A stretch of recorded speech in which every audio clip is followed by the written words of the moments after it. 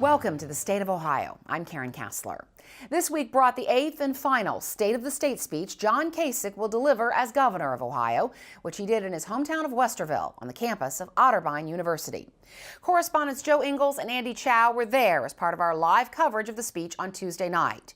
Joe has a rundown of the high points in an address that Kasich had hinted to reporters would be unusual. After 6 years of holding his State of the State speech at various cities throughout Ohio, Governor Kasich came back to the Columbus area. But he didn't hold his speech at the State House like his predecessors did. He held his speech right here at Otterbein University. More than 900 people listened as Kasich gave his final State of the State speech. It was political potpourri. He didn't talk about any one subject for more than a few minutes. He questioned the meaning of life and quoted philosophers and theologians. Aristotle and Plato. Or how about Jean-Jacques Rousseau, Friedrich Nietzsche, and Albert Camus, the existentialist. If I were to go around this theater tonight and ask people, what is the definition of existentialism, I don't think we'd ever reach a point where we could all agree. But Camus was a great one, along with Kierkegaard. And then there was John Locke, St. Augustine. And then there was Thomas Aquinas. And then we get to Martin Luther.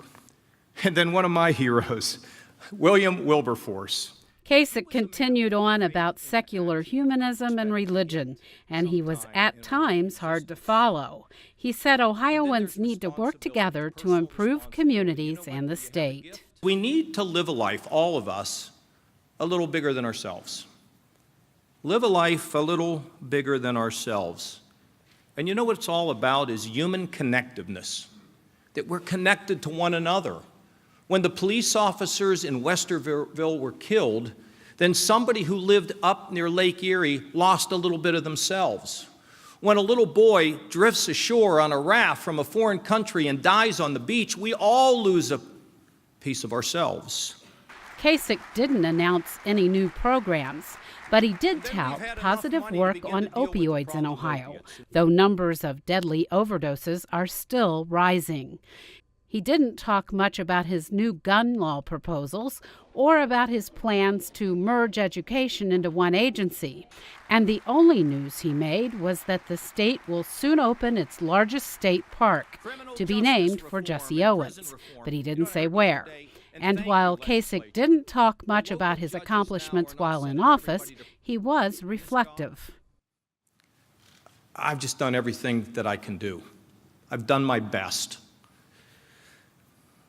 We have to run through the tape. Make no mistake about it.